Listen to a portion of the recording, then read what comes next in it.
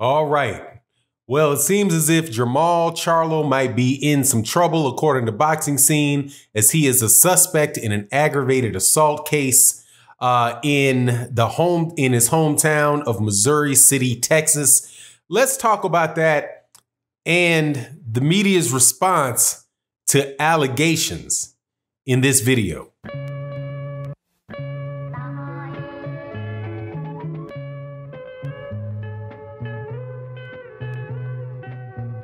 All right, welcome back to the channel, subscribers. If you're not subscribed, thank you for watching this video, and I invite you to subscribe. And thank you to everybody that supports the channel on the Patreon and the channel memberships, and watching the videos that we do every day and the live streams that we do Monday through Friday, and everybody that supports through the Super Chat and the Cash App. Thank you guys very much. Let's talk about something that I have a suspicion isn't going to be about much when it all plays out, but because, you know, we have a boxing media that will report anything about certain fighters and dang near nothing about other fighters. Hey, this is a headline that is good to go. So let's go over it. Boxing Scene put out an article. I think it came out late last night, and it said that Jermall Charlo is a suspect in an aggravated assault case. Now, Jermall Charlo has not been charged. It is not verified that Jermall Charlo will be charged, but yet Boxing Scene has an article there that tells you exactly what, that he was suspected, right? That he is a suspect. Now, this is something that took place a week ago. So this is Friday.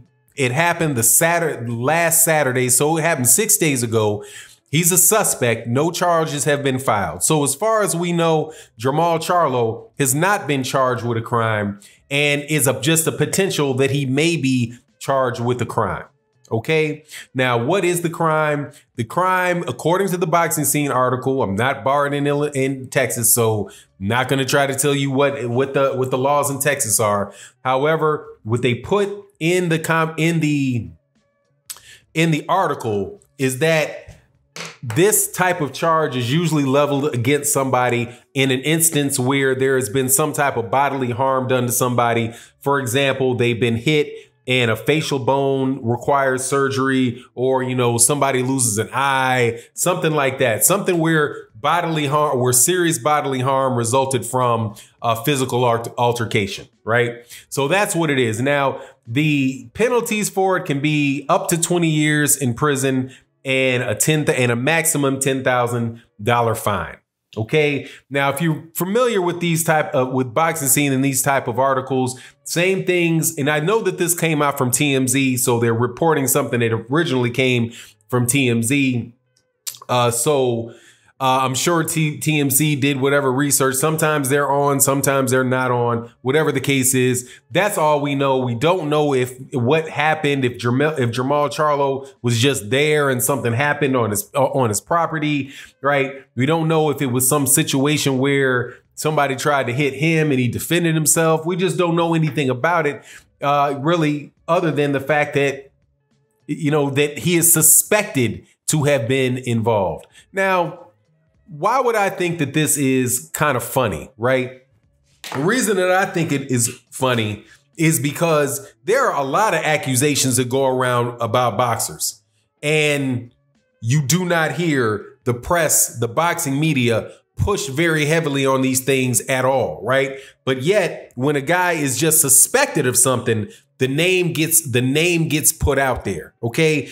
Again, the only thing that this article says is that Jermall Charlo is suspected of something.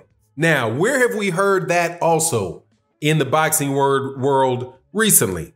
We have heard that Tyson Fury is suspected of a lot of things. He's suspected of bribing Martin Carefoot to put up false testimony to the British Boxing Board of Control and the UK United Kingdom Anti-Doping Agency. And he was directly accused of that by Martin Carefoot, who provided the testimony. How much conversation have you heard on Boxing Scene? How much conversations have you heard throughout boxing media about that? That was pretty much brushed off as if it's not important. And even if it isn't important, you know, even if there might be some truth to that, so what? It was a long time ago. And, you know, bygones be bygones. When you tell people that Tyson Fury has been tested positive for performance-enhancing drugs, the response that you get from people in large that support Tyson Fury is, "Oh, it was so long ago. It was so long ago." Accusations come out, or conversations come out about whether or not Deontay Wilder's water is tainted, or whether or not there were loaded gloves in the fight. And you read people, this is not Boxing Scene, this is World Boxing News. I read a World Boxing News article that it absolutely blew my mind. The guy that wrote that, and I think it was I'm pretty sure it was Phil J. Phil J talked about these allegations that were out there about Tyson Fury loading gloves and having tampered water. And his response was that these are baseless accusations. How would you know? How would you know? When certain people, these are clearly different people. In some instances, they didn't say that there's nothing out there to say that Jermall Charlo assaulted anybody. There's no proof out there. There's not even a charge out there. He hasn't even been accused of doing it. Somebody suspects that he was involved in it. They didn't accuse him. He suspected of it. They didn't charge him. He suspected of it. But that's something that you can pass in your newspaper, in your article. That's fine to report on. That's fine to speculate about something that's serious enough to take a guy to jail for 20 years and the $10,000 fine. I doubt, is really much for Jermall Charlo to pay, but there's nothing to say that these guys have actually done it. And there's nothing in that article that says that this is well, I guess it does say that it's alleged, but more than likely people are going to take this and run with it as if Jermall Charlo has been convicted of it. And he's certain people that have important positions in our government say that he's some thug running around beating people up. Just wait. When we have these conversations as far as boxing fans, this article is going to be used as if it is the gospel truth, right? Similar to accusations about Deontay Wilder having blamed the loss of Tyson Fury on his headgear weighing too much. People ran off with that like that was the gospel truth. And nobody has on Deontay Wilder saying it. Nobody has nobody has any audio on it. And Deontay Wilder has come out through various people and said in questions that were asked of him that he never said it. But yet you still have the media running through with it like it's true. Right. So on one hand, you got a situation where Jermall Charlo he's not even been charged for something. And as far as we know, he hasn't even been accused of it. He's suspected of it. But yet that information is gold to spread and to give around to boxing fans. But yet, if somebody says the same scenario, somebody suspected Deontay Wilder, suspects Tyson Fury of having funny gloves, then the people that suspect him are just crazy. They're crazy. They're terrible for boxing. And this is what this dude, Phil J, said. They need to monitor and regulate YouTube boxing to prevent YouTube boxing channels from sharing this type of information.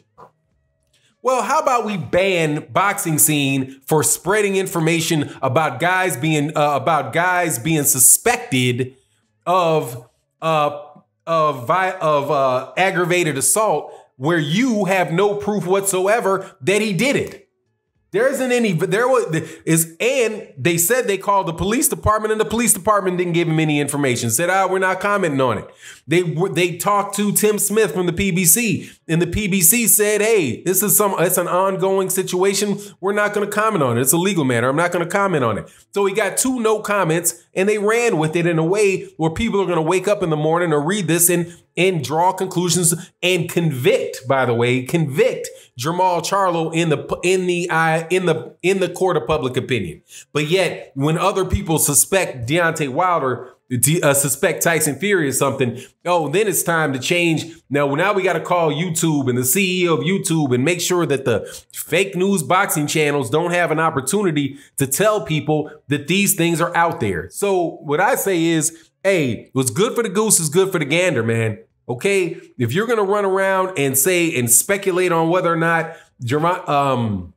what happened with Jermall Charlo, report half stories that you don't have any real basis to see whether or not the guy was guilty or not, and throw that guy's name out there associated with aggravated assault, hey man, then don't get upset when your fighter, some fighter that you like, people say, hey man, why is his glove bending backwards? That doesn't look quite right to me. I suspect that he might be up to something funny. But anyway, don't hold your breath for that type of an even-handed evaluation of things related to the boxing world.